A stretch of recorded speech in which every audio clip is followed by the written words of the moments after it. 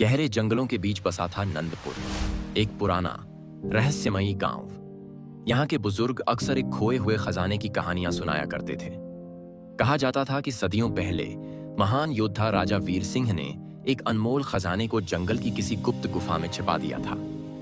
गांव के लोग इस कहानी को एक दंत कथा मानते थे, लेकिन 22 वर्षीय अर्जुन को इस पर पूरा विश्वास था। बचपन से ही वह इस कहानी को सुनते हुए बड़ा हुआ था और हमेशा चाहता था कि वह एक दिन इस रहस्य से पर्दा उठाए। एक दिन अर्जुन को दादाजी की पुरानी संदूक में एक पीला पड़ा हुआ कागज मिला। जब उसने ध्यान से देखा तो पाया कि यह एक प्राचीन नक्शा था। नक्शे पर अजीबोगरीब चिन्ह बने थे और किनारे पर कुछ संस्कृत में लिखा हुआ था, जो सत्य की राह पर चलेगा वही इसे पाएगा। अर्जुन समझ गया कि यह वही खजाने का नक्शा है जिसका जिक्र गांव के बुजुर्ग कहानियों में करते थे। उसने अपने दो सबसे अच्छे दोस्तों रवि और सौरभ को यह बात बताई। रवि एक तेज तर्रार और निडर युवक था, जबकि सौरभ बुद्धिमान और चतुर था। तीनों ने मिलकर नक्शे को समझने की कोशिश की और पता लगाया कि उन्हें पहले गांव से उत्तर दिशा में 10 किलोमीटर दूर पुराने खंडहरों तक जाना होगा। अगले दिन सूरज उगने से पहले ही तीनों ने अपनी यात्रा शुरू कर दी। रास्ता आसान नहीं था। घना जंगल, जंगली जानवरों की आवाजें और अनजाने खतरे उनकी परीक्षा ले रहे थे।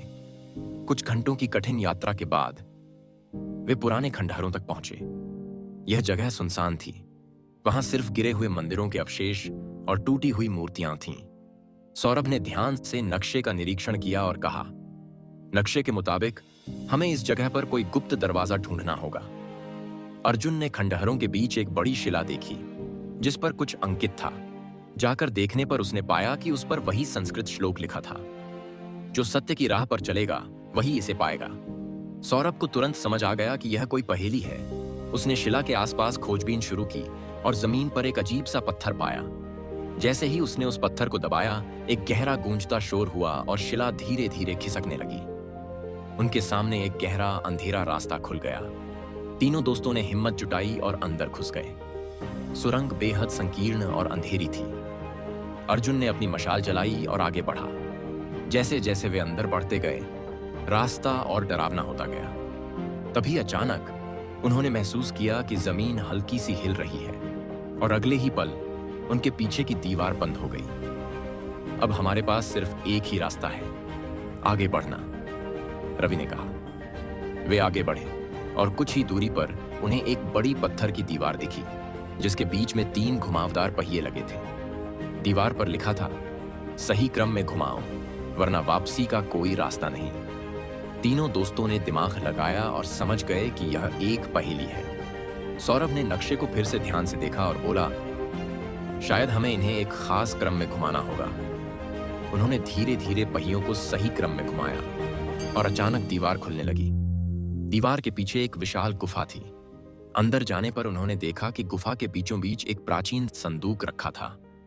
अर्जुन ने जैसे ही संदूक खोला, तभी अचानक गुफा में गूंजती हुई एक डरावनी आवाज आई, जो लालच में आया। वह यहां से जिंदा नहीं गया।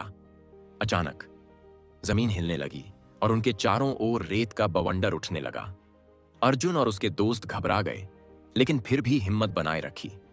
अर्जुन ने झट से संदूक के अंदर देखा, लेकिन वहां सोने चांदी की जगह एक पुरानी किताब रखी थी। तभी पीछे से एक गूंजती हंसी सुनाई दी।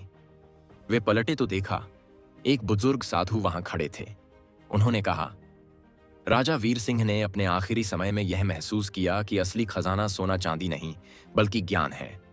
अर्जुन, रवि और सौरभ को समझ आ गया कि असली खजाना धन नहीं बल्कि शिक्षा और सीख थी। वे किताब को लेकर गांव लौट आए और उसे सबको दिखाया। किताब में प्राचीन ज्ञान, इतिहास और जीवन की महत्वपूर्ण शिक्षाएं थीं। गांव के लोग बहुत खुश हुए और समझ गए कि लालच से कुछ हासिल नहीं होता, लेकिन ज्ञान सबसे बड़ा खजाना होता है।